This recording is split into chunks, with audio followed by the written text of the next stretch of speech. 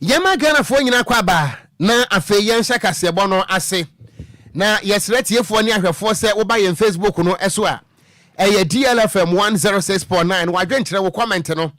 ya begini nyina atum ewase ho yesre se manefa kwam wo ye na manyosem too much ya wobra yen kan ho asem a yentumi enkenkan yeda ase ye shaka sebo no ase a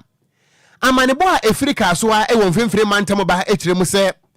Abrantie bi a wanya mfinhia no aduasa enwotwe 38 years. Edia yensa kan eye pussy mama.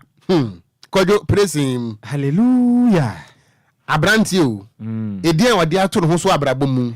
Eye pussy mama. Ye da nyame ase. Na abusua abrantie ne de ade pussy mama yin. Ye kasa ikoto kire se ye mfa ne nkosie. Eye aban kokum na Nyankopon ya domo a. Eye bosome a ye ba besimana se bosome ya October. Neda etoso edu enwotwe yensan fa ne mra court dem wen na court eni na asem papa na asanie no ekokopie mu ewo kasoa of akwa circuit court ewo mfimfiri mantam na kwadu ade abo abrantie nyina no ene se ne dwumadi a wodie ene se emayiwa nketo a won mu fie be se edumiensa ekopem edunson 13 to 17 years ene wose bi efri Ghana na wodomakwa kopiem ewo Nigeria na wodi bi nso fri Nigeria Mali ene kire se aman hodo so abepiem ewo Ghana adwuma mba be nyina no ene se wodomo eba bebo ba sibra prostitution nano ana manebo ne kirem se be se emfinhia edunie ana Nigeria a police fo apenu abre sadanso na Ghana police apenu abre ne nyina no ene se wo mo kire se wo wodro kakra wo yusu dudu enu nti apolice fo che no a na wode ne ho akaban na kire se hwem wa yira se chiwingam na kire se ene wa na ekro no nano na enu a wobra mperifo gu so a omoyi adwuma no ane yesi police woman yesi young girl bi kura chese woye police nin wo hu se abranti asesa nkwada nketu asabio woni mo nketenkete sa nkwada gbonsua eguka mu a wodomo ekwakobo ba sibra ana ya yire no aten yede ne kopie mu ewo court a eye kasoa of akwa circuit court ewo ewutu senya east mensi no emu finfiri mantamu a enra ene epie mu a wotere dwamu se judge no eye his lordship Isaac Wahineba Kufo wode atodwa akirem se abrantia ne din ade pusi mamen yemfa ne nkosie eye kukum na nyame ya adomo abosomi a yewo mu ne da etoso edu enwotwe yemfa abrantia no emra na amanebo ne kiremu a wobra posifo che no no enhwemu kakra o maye ene se Ghana Police Service krampo atimi ade ho adanse se abrantia ya wada ye Facebook iso me pa cha oba ye Facebook no so a ene pusi mama wono anada Facebook no eso no na trasa child trafficking anwaye wasesa mebunu nkwada nketo 13 to 17 years every Ghana no odomakobo ba sibra ashawo ewo Nigeria na wasesa be so trasa barter trade ana woye na wedie enra Nyankopon a woti nipa bonfo so krata ana wate no so krata trasa abayiwa koto a wodi ni police ewo kasoa atimi anya kukoduro achi abrante ya woye Nigeria ni ya ye kasa ikukumu ana sabre wose na amanebo ne kirem se be se mfinhia edu enie Ghana Police Service apa branch na bre wo mo declare wanted be te say 10 years ni yehu ne nche no ana sada nso na Nigeria ban no ene Nigeria police for no so e declare ye wanted na wo mo che no a na wode ne ho aka wo mo kire se de ehia ne se ne nsa e betimi aso edan mu ene ne ho nya ka wall no a wo be yira sesi a na aposifo che no no kire se aye ne gisempa e wo mfimfiri mantam na eno no obra court no eso de ye no eye Central Regional Chairman edema Nigerians community wo Ghana ha eye say Emmanuel Azubueke wada tudwa akirem sa abrantia no ya che no no eye pusi maman wo ye powerful papa na Nigeria wo che no a na wada ne ho aka wo be yira sesi a na Ghana ha so mu kirem so o ma kire ba akupa bi na no so mo che no a na kire sa hwem ene wan na kro no woti do enu nti wode adesrade ato Ghana Police Service enim se anu a wo mo atimi achi abrante ne din adi pusi mama no wo mo fa hankofo no makoma ba 3 million enwu ne nsa ba ko die so efri se wo ye powerful pa Nigeria police fo che no a ene ehura basa wotime yira edi free ho na wode atodwa akirem se ne dwumadi a wodie se Central Regional Chairman Emma kire se Nigerians community no enye no nko an wo ye na emom wo san eye African coordinator for International Human Rights Observatory wono so adwuma wo ye enonometere wo pani ne din ede eyese Emmanuel Azubuoke no wo de sede atoda akirem se wo besra Ghana court to say wo mo ne abrante no eni no na police services so mo yire no pa dan kran se bio Yesu ayekoba na senuam wo Gethsemane efisa abrante no ne ho otro sa maman wo mo akire mu a boni a wadi wo Nigeria 10 years ni aye pa na kire no aye hunu no enya asam keto ase se de nyame adom Ghana police service abayo aketekete Kwadwo police woman etimi achi pusi mama na boni dia me se wudi a wo ho boni a wo bedi wo krom ha no de he edinfo a wo befa to ho so anya asam keto a wo na busua bra Facebook no so pusi mama me Kwadwo na me ka so ya baba wa se no ya brante Okon ya brante o se wo hwe nanim a enya mwanwa se ofre no se o ye pusi mama no wo hwe nanim ase jesu nanim ne de enya mwanwa kra se kobra na betena se na edim bebrebe wa asase we se wo de ye frɛ pusi mama DLFM 106.9 nkwala no tete wo no nyina ye ma na se emai wan keto 13 to 17 no se wo ye pusi mama no ntanso wo ye pusi dealer sa ma no tete wo ma enti enya nwanwa ne din ne honam se na hwe nanim a de da ho ya asa jesu din bia ne obefata ne sene de ode ama ne ho on se yetimeche wo ho ana boni bi ana yeche oso wadi boni bi na wa ankasa wo kuro muni ebedi adanse atia wa kire se wo ye nipa bonefo pa wotie wa ya de na che yes wotie se Emmanuel Azibuoke na danse no a wo se Nigeria police for apen be 10 years ni declare wanted ene akwa wadi dwa na che o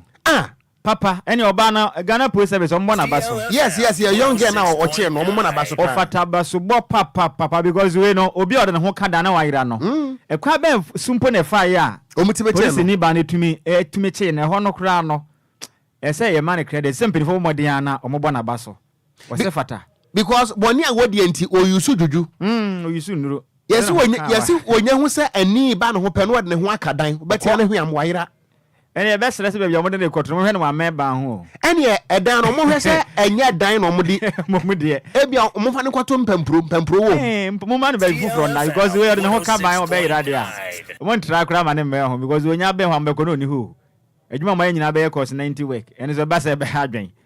ko na bia Nigeria for no epen ni ma ahwe na mbeba na oni kurum ha no so be asem fufro nti on say a police for declare say we most wanted human trafficker kire se yemfa nkwadan ketewa mo ba sibra yentwe nkwadan fesumase enkobo ba sibra no utim se wo ye baro wom papa odimu ntenteman pa ya chine de yame ase enti mla no ankoso ani ni mum ye besere se eba no ho de adabraka mo ma ne me ho ohwe ekon robi a waba abeka sa chips ya anu no manwa bone ya blantie de pa Kwadwo praising hallelujah Oko yantu akase bo so ne ankoso anyire mu ya botre nan kan pesa metro ho kaka media wudi bone sa na ho hipa o sa na mo wetu ri nyana mo pa nyana mo pa kra ohwe ne rasta bia waba pusi mama de ani say obaka say 37 chips ya o say udu 37 ya obuton chips bi wo ho abaka say 37 chips ya no no manwa say chaso na to asum ko fite la de bia DLFM 106.9 ko je yanko yanto akase bo no so ya gusu agina mo wa kasoa na nkra beto de ya kase bo pono so awiai ekiremu se ukopie mu kasoa Galilea MA Primary School no mu a eno no Woga South eye mesrenem na enka ne ekiremu se adusuafo babra pem na ezi ameke se o maso aya hyepan na no nyina ne se school no mu no Jasena perform modern the contract ade she company binsa anasa contractor binsa modern na onsi edan fama wonom eye Geo Anointing Construction Limited eba modern na get fan for the Jasena contractor ade adwuma de share nensa nanso si dan wie ye no aketwe na kwa ebo achi bedin na contractor ne kiremu say wabon ho modern dampenifo aka dan ya dampenifo ni tie na supam de be na de okokogine sika na ye asem foforo na enka beto je kiremu say contractor no oye wohene nti ofalim poso obeye ne hufi no wadware ne hufi wo chese bedwam nti emene duwa mo na oka ne penifo ankasa baba bia kwa kwatena din nanso wa kiremu se de yakọ ni nya nti obono mode asom no ankasa ne PLO se ne onko ne kasa ma ho so onko no nkwankwa gine sika ne fama ne sanka de dan no ontum na disuafo mabra pam baba bi nkwankwatena samela mekase bo maame aduane abedum nkwankwa de efiri se ontum ntena se nkọba bosia mesi dan man fama Ghana ban se disuafo nkọ mu nkosua de ewa no no se na japare kaka ekaka chese ne adwamu o kyerem se emu ya pa ne santi emna dwode ne course no municipal chief executive Maga South Joseph Nyanin bomadi kopia mu kyerem se dabi emna ba ne sa no ka kye contractor ne se osre nata oman ho made no nya abotre boko ne momada no batum mpo a mane ntunu nyinam na mom ka momade yanka school for no papa MPPP so a na nya se no to tunu nyinam dia school no begu se to akoba ne sanso adimbo no obegye ntino to sra na da na public relation officer Edema Geo Anointing Construction Limited no Christopher Newman o kyerem se ya pa 2017 na primo moden ekokosi dan na so hene kwagini sika na ya boache bidinti o kyerem mo ntumi tena se anse sansensem no sunti no school ne de se de tibiara no o matumi ne mum municipal chief executive me pa o motonti o matu ne nyinam o kyerem se mbenifo aso mo bo se yankopɔ ya adoma na otwumi so mejo mu sika na mo kyerem se sika na mo bana mo nza ka papa na dan ne de aka ne nyadom batum se be betumi abona mo sika kaka adwam no wana musa etimi aka Newman Christopher Ejemre ene so ntwofo eche na kosem emu kyerem you were hard you be cruci since unit blogger my boss is here which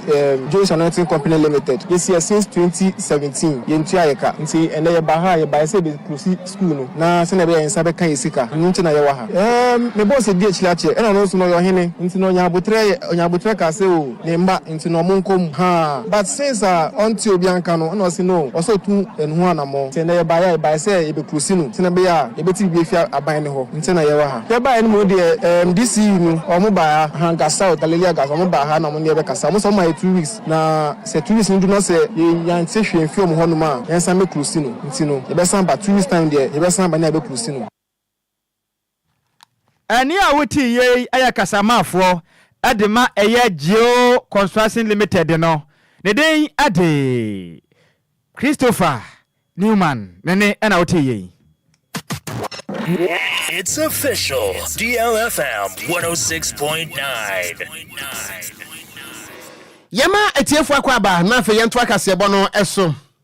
Yeto akasebo no eso a ene nansa ana Chief Executive Officer ede Emma Minerals Commission ne din ede Wopani Martin Ayisi. Wode ekoto emrahye bedwafo anim se anema bi ekoso ewo galamse nsensem no mu a eye na hipa ane esopani ede na ma ne wo hin ana wo kirem se Ghana Police Service abo Ghana fo abro eba galamse ntokwa no emu a na yewura Martin Ayisi kasa no wo kirem se ye kasa so opiem ewo Anyinem Police Station ewo Eastern Region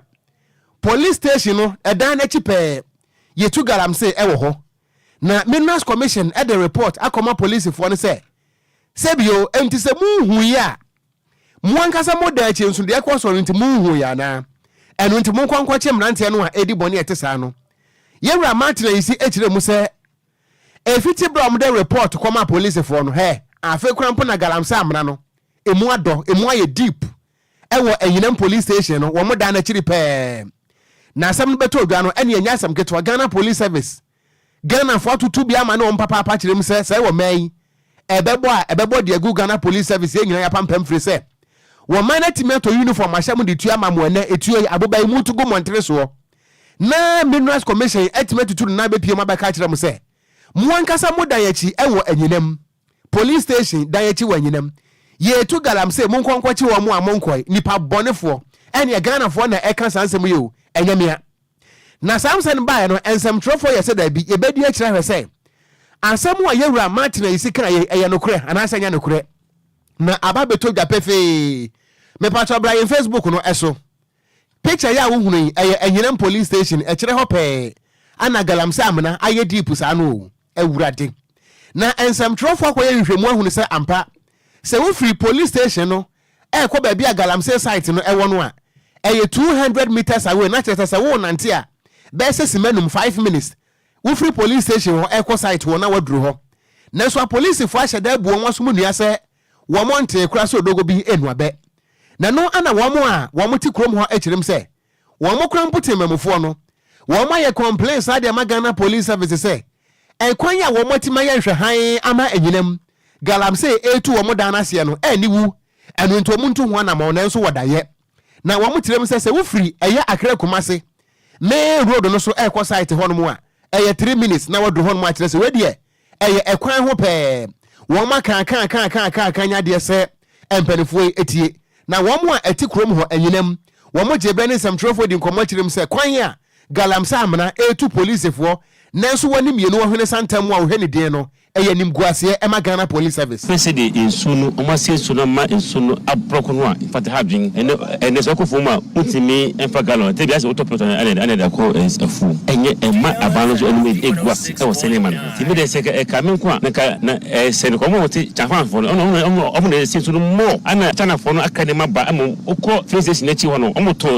se ho ne ma e chafan fo no ti me de se ka men ko anka aban gam se ni bia be so le batunu so bia mo nkunu won che no no ofane kotum enti abusua de yeti yei eye wo manfo ne adehia wono mo ewo anyinam ana wo mo kirem se ni wuo abusua de ohwe no akra kumase kwan na da hosa no ana galamsey no so na won chen ho pa no anyinam police station se eye divia ankomu dimirika de akire boni nti tefanti na enu achi no ana wo mo kirem se Semia esi kwaso no de ewom se eben pa eben police for na dan no nanso no san hemfo no anta wo machi na kromfo ma no so anta wo machi a ebe yire pa mumi entie mu nsem so betimi etona mo kopokora no a ende no wo himi esa chase ba ha ende obetmap mo a ne emwe ende me toka senti ne teacher ne tintin yanse sadia se wo himi etona mo ebe che commandant be se na atom dia e mo commandant ho den ma wo do etusa ende commandant betimi etona mo no himi na ede esa se ede e ma na ma ho de e adwuma no e masa no se bi onu kwa se bi o ba kofo ye mo man ana se bi onu commandant no onko a opimpim mo ede emwe ni so himi no an support ndia wo de na ho de ntimi Ajafi Adeshia wono mo ewo anyinam ewo epoye mantem no mo kire se de galamsey no ageta a police for da chi pe Kwadwo de esi wo efense anyinam police station yetu galamsey wo mfikire hoyin sasa na udru amasama ya eno so police station amasama efense wo na chi yeto nkruma yeto nyadoa ya ton besen ewa police for offense wo na chi o ese bibia o hobi na so police for ya timu bi ne yetro mra eye regulation 117 say ye nton ade wo pavement so and ese wo pemomoni ato a ko amasama police station obenya bi ato ewa offense wo na nchan ebufusam asemu ye besra da u se ekonya honko a o Madina police station so sa na tie Accra Regional Police Headquarters wonom mo tudu Plakoko boda nim de befa MTTD won mo anim ho ankasa bebia mo bo charge na ankasa no entoys nkruma bibia ye ton kwadu ade bia wo pede aye nkwan no enam ama ne nyine bi sisi anim ho minim de entira ese o man bebia ye duro ne se obi amfa hwe ho DLFM back to say 2 months ni on say GPRT o mo secretariat no e wo Kimbu senior high no wo no inside e wo tudu metia police ni bi wo animo hwa ka no ayedi wrem no wose wo ma ye kwa da anam so pani nti wo hye uniform nti wani nwu police ni wo wani nwu se wo botra momone abegina yen wani nwu yes wo botra momone wo botra force ba yire pona e begina yen wo wani nwu police ni wani nwu na wo hwemanim edu ba bia eden because opposition am no kese won se wo free kokko board anim honom esane na wunnim so okodi ya CM okon betimi atake ube ye 1 hour na wuntumi emfree kokko board honom nko pie ho because ahomache nyina da ka nyamba bi mfa wo mesika atwam a ennam kobrane na so ya shama ni dwa bibi bia wo paton wadwade mu biada ya se hu dwa wo kwantempon no so wo minnim da kra ebirivo ma mra ya adwuma Ghana me dia na ma tete bi so wonnam honom ma inconvenience no kwan no tendoto na se ho ele kwan sanka traffic etie nanso adwadefo agye kwan ne nyina ma ayefia asefuo mu kwan na dam nanso a police fuo gina ho koba tefa mepamche wo se abana katua na nsomo a 5 cities na wo gie feed driver ho ebeye wodan ya besra assemblies ne susu momodin amadwumaden omoko mo ka ho bi emo assembly di krom ha na assembly be na wo krom ha omoko mo ka ho bi ni mo bi omo ye ne krom ha no mo no ubekwa no ticket no ombetete ama wono mo saa ma mo kwanyina mo tetete woton ade mi wo agye kwan nyina boso wo kaka na ya asem Kwadwo me wo wallet me wo ticket be 9 me wo Madina fo de me wo Kimbu hoi me wo adwadefo ma no a ticket ya AM efo tete ma wonom me wo bi hihye me bag mu ha KM me ntimi se me hu so bi hye police uniform a na me fere ma binom DLFM 106.9. Go ahead there that one almost one and any dear de ma one na du baby. Na hwese de o man mpanifo bi no mo de mra atoto to baby chen ya se nya adwuma na. Okwa tan unko amanone baby anko hu ni say yen capital pao. O ma Ghana nyina ya hinkro nie. Ni Ghana koko bodanim. Udu hono ma me so ko center be gina hono. Yem kura be hye wo mo fa wode nim de mekan. Center be gina hono. Yem kura be hye. Na police ni gina mu di kwadu. Regional headquarters hono mo na wo. Yes, ya se dwa wanim ho nyina. Wo gina ho nyina. Why? Na police for nti anya mani wu some offense wall achi. Ye tu galamsey. Police station. You see, our man for no they do that with impunity because some who said they can control the police. They can buy the police. Na mo offense wall achi. Ye tu galamsey. Why? Mo offense wall achi. Udru me district ya bosome fre ho. District education office about 100 meters away. District education office here ko he galamsey ye dwudi kokogu e education office here under the purview of the Ghana Police Service and service with integrity. More serve you, but some of you, where is the integrity? Ayira kodyenko oko yanto akasebo no so negusu agina mu ewa posifo na homba mo kuwe ya ensensem mu na so beto dwa ukopie mu ewa boko ene ne potem a ebeto dwa endrada echire mu se basabasa e bia akoso ne homba mo kuwe makom yensa eme se amekese Ghana Police Service for e de ho krata de aba na nkata made aba no echire mu se endrada na ya hinu meboso de na to so nkron emfimpim menu eye de onu na imu na meteme ho ase bi esore ye ewa boko na ye Ghana Police Service, Aviso Ghana Armed Forces, Kroi, and Aviso Custom Division, I want to say Ghana Revenue Authority for us. Mentimo say, sorry, Yana say, Ghana Police Service for Enyan and TSA. Any pabi at the National Museum, I'm my Ghana Coco, ya Pejabi, Edia Gushemo, Yedi Janedia Koto Gunti, Oma Modia Koche, Kanana, Combo dia Dianimo, Elako Piemo, our Boko, a Divisional Police Command, net jumping for Timia Achekano, then in Pomanam Sakotikano, so my Ghana Coco Janano. Wako jama na memra etimi ene omati na visiko code no so omatimi adane dia matches ne Ghana Cocoa Board na ja emra etimi ayadwuma pam na Ghana Police Service for etimi se mra sa nsem so re no ensantofo do ade babo tebe ka kira Ghana for say we dia police for na ngasa ena on pese immigration service ne ba ya adwuma to makwaje tefa ahye mbotom ti wa mamade asi hu kwaza mo makwan ema agese ne custom division for etimi mamade anya omadwuma na mo nya inspection no mo kyem se sa nsem no Ghana for ye montu hu afiri se emu ha hetu dizatentehuro ne kura ba kumpo enya de bi wom na Ghana Police Service no e ka kira Ghana for say we enya de kan ni emienu de kan si dada che se ne nipa bi nim de mara de hye won sem se mo smogre kokko ni bi ade ko Togo ene ma amafoforo bi so ma che won ma yesi amekesai ebinumu ejina mu awase ne eye bo kumpo te won ma mu jina mara no a kokko no mara ma de kokoma eye Ghana Cocoa Board yesi Ghana Cocoa Board for etimaji kokko no endo mu kyerem se wanyi de kan ya SNT sanse ma ba bonten sei basabasa ya ekwa ya oboko andra dame tutu obi course a ekoye zensem ehu koye hu pa no enya de Ghana Police Service for no akwaji sika namba maden ababa nsem so namba Facebook no so DLFM 106.9 video ni da so basabasa ya eto dwanda da oboko eya misiga eya custom division eya police checkpoint one more no video ni da Facebook no so na se emu hu pa tutu across no yasem kuma kram na Ghana Police Service na ba manezi amekese sa hu bobo ko miensa no ebro mmade ade omo na esi asem so se mekese eya regional security council no and after so regional minister abomade ade omo se aduasam yenu akasi so bomade ama ese ye ato ye bibia to din no kyerem se mpenifo trans ensensam no so na mpenifo de free Ghana Armed Forces and after so Ghana Police Service and after so custom division no bomade ato to sa na mani na mahu kwan nam so e ma ye se basabasa ye bi asore wa na da ma se amekete tutu na e course no monte ase ni bomade ato ne ma e ma ye atimi ato din ne nkoti ene a na basabasa na e course oboko no tutu on the course of Ghana Police Service, Ghana Armed Forces, and Avin so air custom division to and put him on.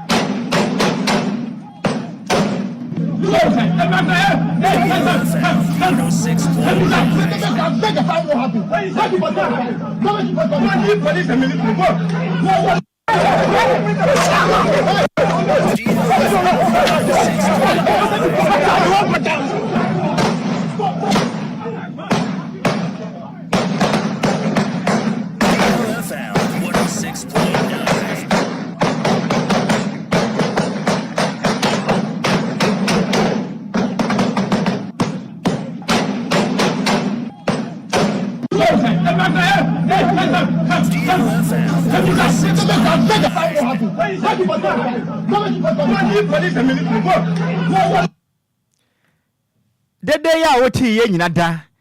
aya basabasa ya ndra da etodwa ewo boko ewo ma Ghana Armed Forces ana afenso Ghana Police Service ene de twato eye custom division ono mo hye eye Ghana Revenue Authority for na se no mo modern ye pagya atuo ehwe wi ma ndra da je sempotem hofo no de America mu tu ye ne asem kuma de ye kan hu pese ode wani kotu ya wisi hu abla Facebook no so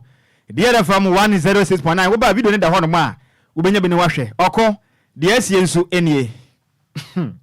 ahoba monsem na no an ye gine mu na Ghana no bia dudu no Kwadwo ade wo ansi Ghana na oku bia ansi ye entokwa ansi Ghana tokwa ansi ba bia sa enti etuo na ye tugu wiem sei o ma Ghana ye sika ya boaboa no adwumayefo sika ya tete ede yakoto boba ede amam so mo gemfa nge ban emo ban no emo ma Ghana mo nkasa atwa wono mo ho etututuo no etu aboba no gu ekọ fia en panic ede ade hie bi enkwa edi agro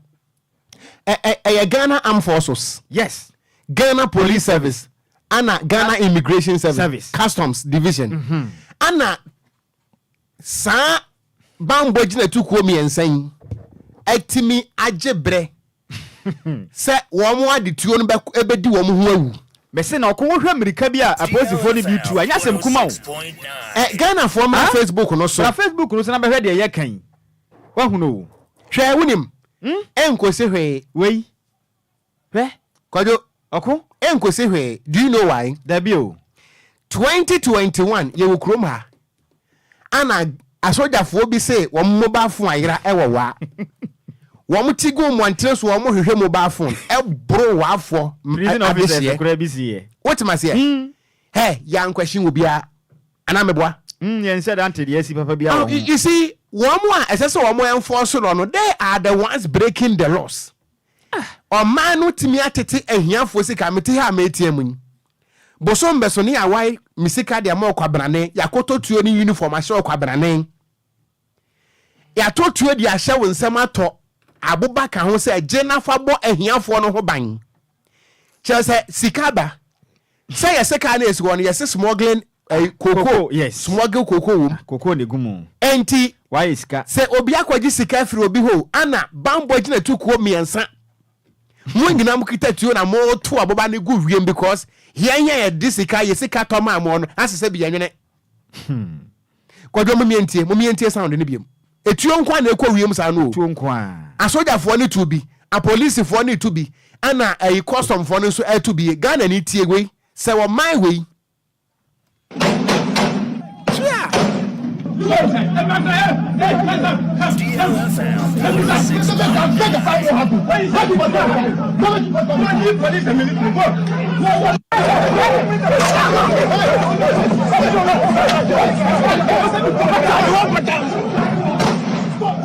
DLFM 106.9. Kwayo oko the equals go one money Talibans enyepe mete say obi say go inside yes na say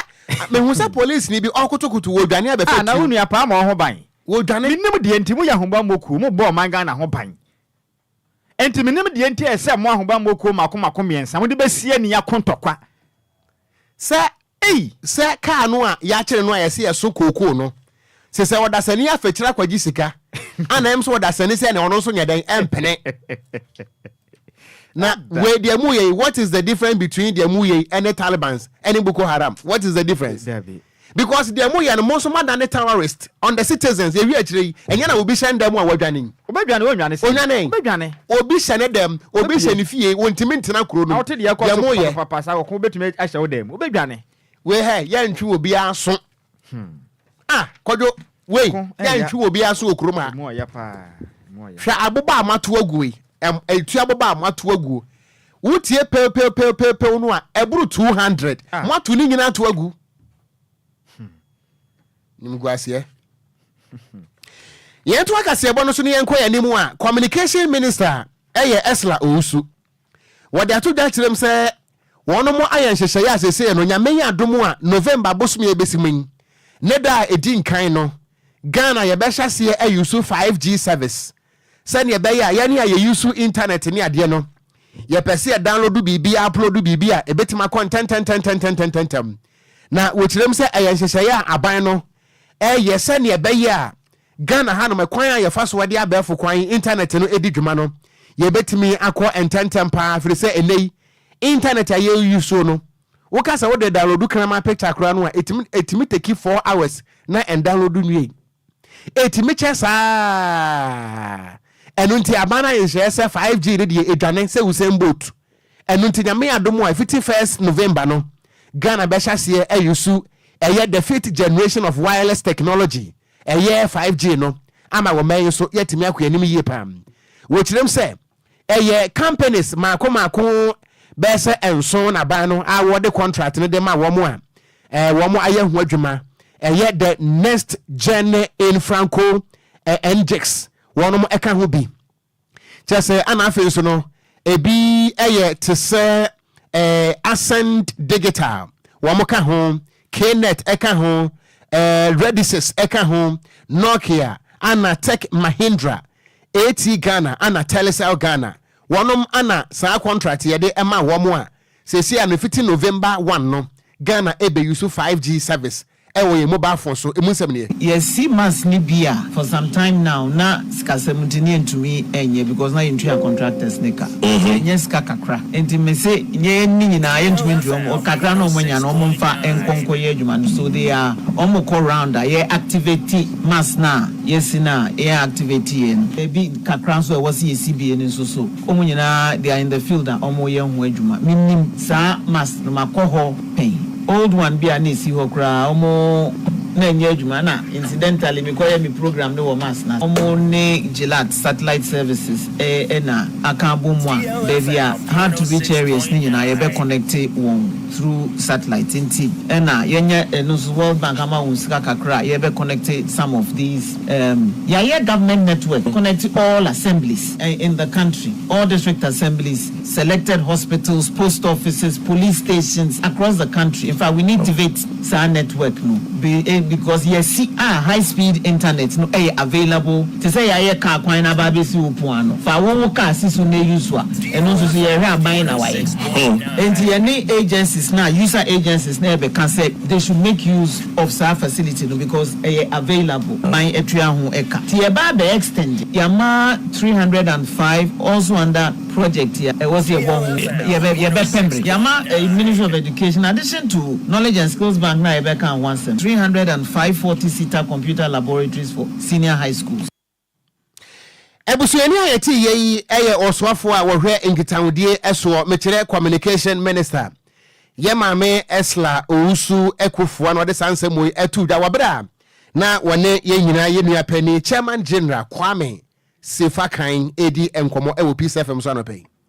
yantu akasebo no so ane yemom fanwura mu ewo University Teachers Association of Ghana ye twanitia e kan say UTAG wam de krata tenten ababonten abekasa echrim say o magana yatim sese no galam say insensem no agentra ha emperifu akabia aka sanka je bepa ngopomasi be nka Ghana mampenin na de danko akufu ado ode wo hya kese de atoso na nka atu atumi atwa na so UTAG benefo echrim say ade ba ko atu amunsuru mu say ndo da na nka mo hwe animu say nka Ghana lebafo wo mbejira mo nase na nka nei o manga na nyina dwuma yefo nyina tie atwa na nso mo ko ye no Akwayabour achi beden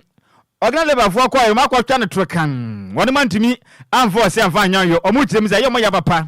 no maka e de sisu dia say omo de amugina mo na so se de omo kan sa pepe no mbaye no ni senti enkata abonten so kirem so mo branches ne ya mako dunum 15 branches Omaga na munya o mode yakwa setena kwato aban na moto awra mu kirem sei chese ne ohamu ntichemu aduosonson omudi tumu 0.95%, 77.95%. Omudi tumu sei wama maden emfo hye emfa to galamsey ni so ohamu ntichemu nso chese ne aduonu baako achiri po aduokron eye enwotwe 21.98% jimtim se debi no yenyan na galamsey tu no enkwaso abato no kwaso ni ba ko mienu so wa metu binti anu so jira mo hamu ntichemu no chese ne hwe achiri po hwe ene nson o ma wa metu aba ne bi wanu mu kirem sei ene dia me no kasei eye ne boss me de toso edu o ma tie atua University Teachers Association of Ghana monko o ma de enkwa kira de free sei aba no mfa hye emfa to galasei ni so anya de ombete ase akwa de suadem akwa kira de na katam de abonten o mu kirem sei o ma national chairman na nsa hye ase a de ye kase boyere sommo no churchfo penin adema itakuo no eye Dr. Elias Mumunin wakase kirem sei nhye sei yahodo amade atu dwa sei oba bebo na galamsei no etuatumatwa no enimu wo hwe oha pa to Ghana ene galamsey said ya sese o man Ghana yensuo ni yakwaye na omonti asiensi saba mamoden amfoshan fanto so a enya de ombeja atum kra o jemani samtofo di nkomo ne de yada emu enchire munie UTAC with our members really started because we really started and threatening government that if by end of September nothing really had happened, we would have advised ourselves. We went ahead to notify Labour Commission and triggered the constitutional process of asking for the striking mandate, which I'm sure you've seen the results online, clearly giving us the pathway that indeed for all the measures announced by the government of Ghana, of course they are progressive, proactive and good. Nonetheless, with the margin and depth of destruction and the cumulative effect we all are experiencing from galamsey. Enuachi ena Dr. Elias eya Mumuni o sa kire mu say Ghana for do na keke kan we dia amanyosem na moye makwa hye se ne amanyokuo bi achi ena moji ata mani ase se twintwira twamba ya che no kire mu say da bi Ghana for man kan na kura kire ye ho galamsey esa o man Ghana ye nzase ya kwaye ene je se no man Ghana ye kua ye nyina da adenti na mo do mo ho asi wo ekode ma man ne keke kan se wo kire mu say ne kura bi nim so makwa hye se amanyokuo bi achi ena mo ye che se nsem no Ghana for baby. Not at all. We've been very consistent. In fact, as we speak, we actually have developed a research proposal to be submitted to the Ministry of Lands and Forests. That we even met with the ministry, trying as much as possible to see what can we do as scholars, from water, hydrology, typical agronomy, soil science, to anything biological, biophysical, socio-economic, socio-cultural, environmental, to do for the ministry and Mother Ghana, just to make sure that the sanctity of the natural ecosystem is maintained and that we can continue to all fight for our daily livelihood. Any awoti ye Dr. Elias Mumuni, ona church for opening edema UTAC Ekuno. DLFM 106.9. Yentu akase bono eso ana yenkan Ghana fo adwenkyere ne kakra. Ewo Facebook no eso na Colonel Diodu director Army Religious Affairs and say Okogyeabour news no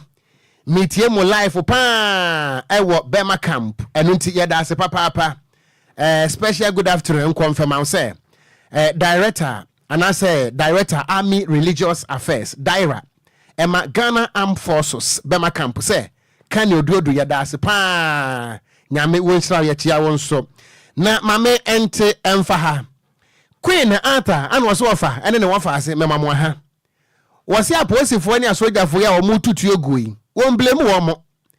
na embom problem ni nyina no ene se wo man ya yetim we bibia ye protocol enu nti wo mo ebetimi aye adwuma no pa no de yefo mo nye na embom de ye husu se wonim obi wonim politician bi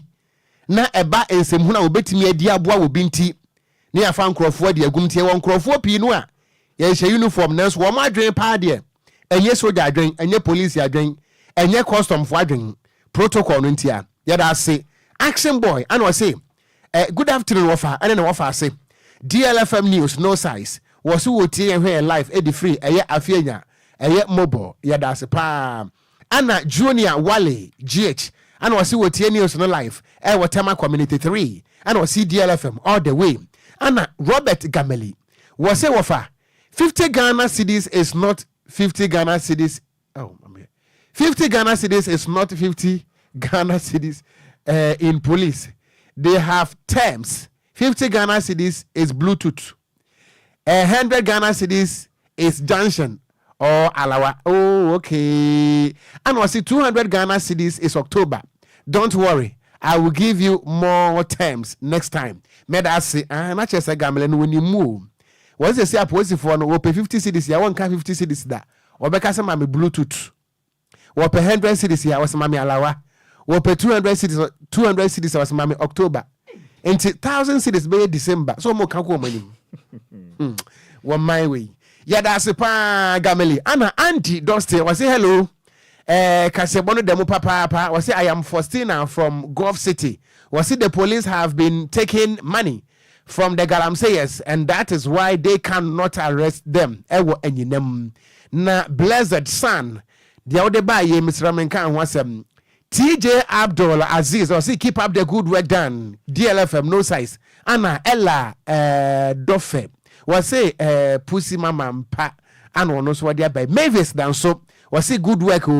yeah that say efia usua efwa usua was ayasemu Anna Doffe again was say good work and wama you too yeah that say Anna Masop Dang was say vanishing medicine dudu yes pussy mama yusu dudu ntia police for che no ahwem wono na wokro no and one also what by Obapa Angela and was say ayasemu na ya ousu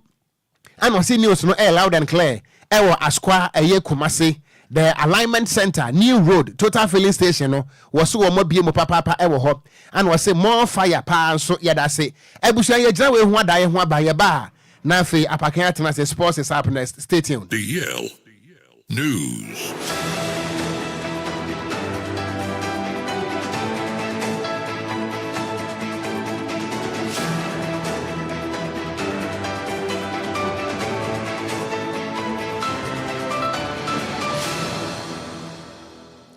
Ewusia enaya wada ewie mayansama wa ha ensama wa kwaba emfambra deal ohani nsia echiripo enkron kasa fidie so mrewedu se agudie momrante na wie yesin kunya na agudie mo nso ensama wodo a yaboaboa no ebusia ni asemufo asem krogen agiatum se editie sa wote Facebook for no so edihwe sa mohwe na agudie momrante esefata se yebeka kiremu ntino yatena se yere ba besom Ghana dia wa ebibrem dia wa ena nkrofon cross wa manone ton kan obi ayaboaboa no a ebusia edi ni nyina eba besom me amaboaboa nsem na no amede ba no edi ameje so no ayensu ano de hye Upper KGH, the Blazer Kinebusu and Tantam Swa, Mincy Famina Mensha, Sam Famadia Mensha, say, Enfamfi and the Miria, na and Crofon Cross to the Anacano, Media Twaso Edia Maudia, and the Empire Bigger, all roads leads to Accra Sports Stadium, a then AC war, AFCON 2025, Ebecoso El Morocco, Nemono, Yedikan Abo qualifies, wow, by Adiano, now qualify near Shemo Morocco, Nayakobo AFCON 2025, now room our group F1. Omo third game no ene ebeba so Black Stars of Ghana ene etna Accra Sports Stadium ngoma tunsa de afrekwasi apia ene ni Sudan team no na ye de aboani enwumre no 9 ene asa game no ebetodwa enye nkwala asem enya asem keto akra big game by all standard na Otuado Endra ene nsentwefo edidi nkomo ene nsentwefo yebi so Otuado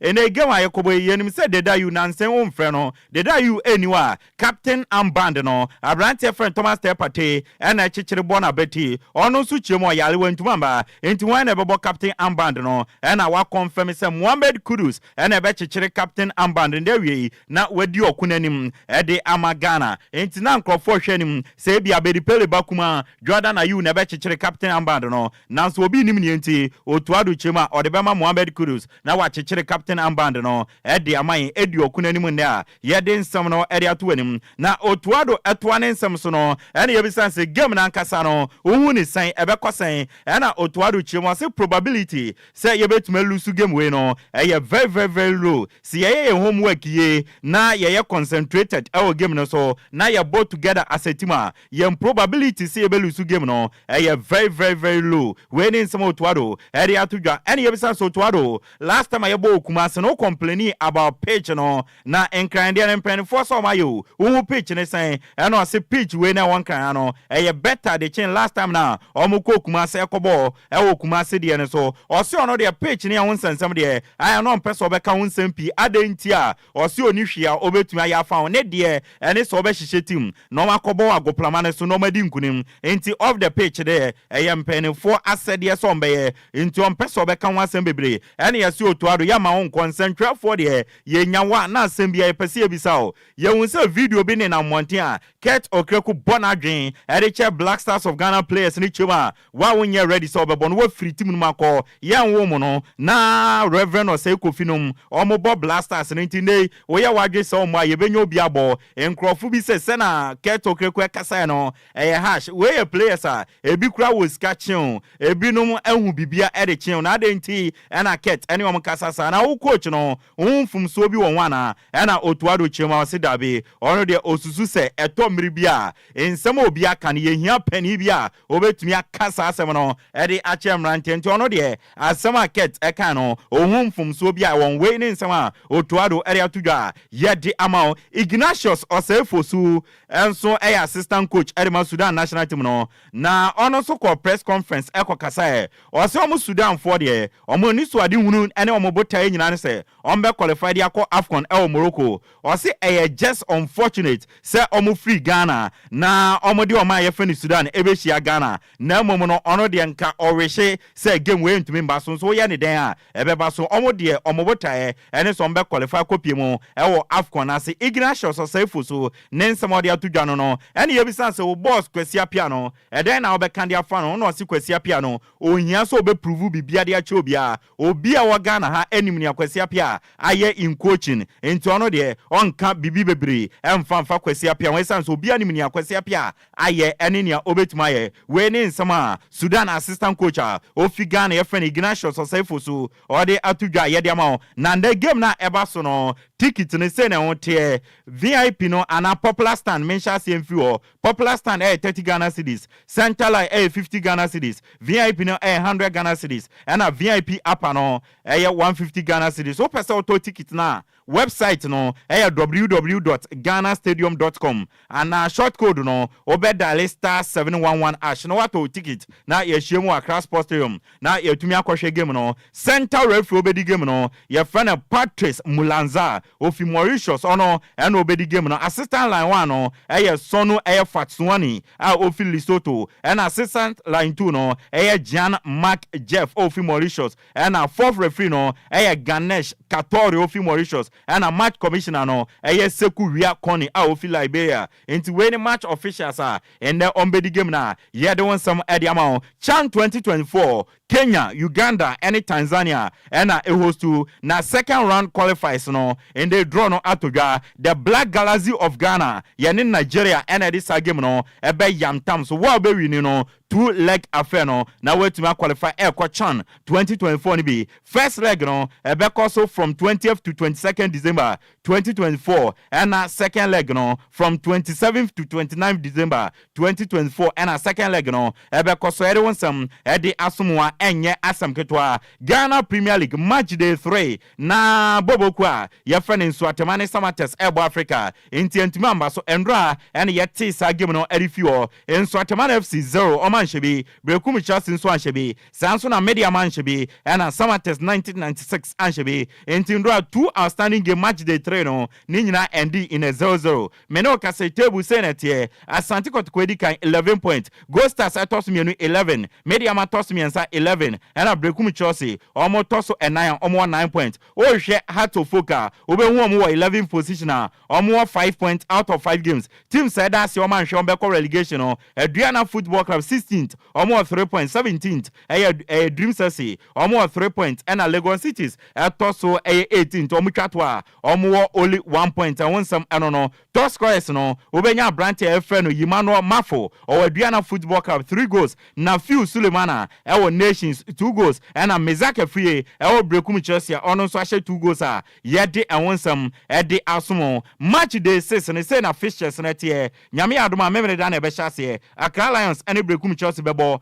na Heart of Lions and Vision FC omo de abo ani Kwesi Ada no Young Apostles and House of Folk ebebo Samates 1996 and in Swatman bebo Basicoli Stars and Kara United bebo Nations FC and Baby and Ghost Stars bebo na Aduana Football Club and Bobo Kwa friend Dreams FC Eddie Abuani games where ye tuasheda Legon Cities and Asante Kotoko and Bechem United and Mediama as to say beba so ana Emma so sanse Kotoko Ekopiemo ewo USA normal kobo against DC United and some and yedi amano Ghana National Paralympics Committee omo election 2024 says sia eno ma yewie na Samson Dean our president at the Ghana National Paralympics Committee no empenifo sa koto abama ni biem ama na retaining his seat no as president at the Ghana National Paralympics Committee a yede won some at the yamfa fie ni si na ye monitor ewon krofon kro so dia AFCON 2025 ebekoso ewo Morocco na nyimu akansie no ne ebi beba so anya Ghana de nkran dodo na ebeba so say na won some te group C no ebo 4 pm Kevet and Botswana ebebo uram ewo group E 7 pm Algeria ni Togo ebebo group F 4 pm Ghana Black Stars and Sudan ebebo and a group H no Democratic Republic of Congo omone Tanzania ebebo group J 1 pm ya Namibia and Zimbabwe ebebo and a group L no about 7 pm Burkina Faso and Burundi omode ebebo ni eno games and eba so ewo AFCON 2025 qualifiers no now yewrem ewo Europe proper na UEFA Nations League no omo match day 3 no and the games ebeba so no yem breaking it down and from out there about 6:45 Israel and France bebo Sansuna Italy and Belgium bebo big game by all standard Italy and Belgium and ebebo 6:45 now no England and Greece ebebo and Finland and so and Ireland omo de ebebo ani and Austria and Kazakhstan bebo na Norway and Slovenia edi abani games we nyina no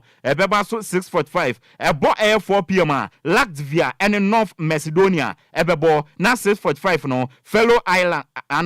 Iceland omo ne Armenia abo and urama 6:45 no Gibraltar and San Marino ebebo na fenso 4 pm no Moldova and Andorra edi abani and ye games ebeba so ewo UEFA Nations League match day 3 a yede ewonsam edi atuanim CONMEBOL and ye South America omo World Cup 2026 qualifiers no in the games ebeba so ebo anwumre no otwe Bolivia and Colombia bebo na ebo nonkron Kenya Ecuador and Paraguay edi bebo ani na nonkron na no Venezuela and Argentina edi abani na ye sorry so ne yempiem ewo tennis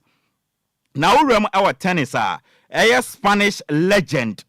tennis no or your legend in general your friend Rafael Nadal wa announce so say after season we no on to mean to so more tennis beam or retire professionally from tennis and Rafael Nadal na Shannon so for me say or your 22 times Grand Slam champion wa Bob Brower tennis muyepa enti after so many years no this season ya Spanish legendary tennis player your friend Rafael Nadal no or retire professionally for tennis na ni achievement no say NTA Grand Slam wajema kuma Kwadwo no 22 63 clay court titles and 2 Olympic gold medal and ekita brantia your friend Rafael Nadal ebani tennis or one of the great Albania ewo tennis mu nti yan wishing the very best na yan share after professional tennis no near ordinary tennis career no ebe kwa kowie eno Rafael Nadal ye gyina nsem no so na yedi esi enso na mesorisi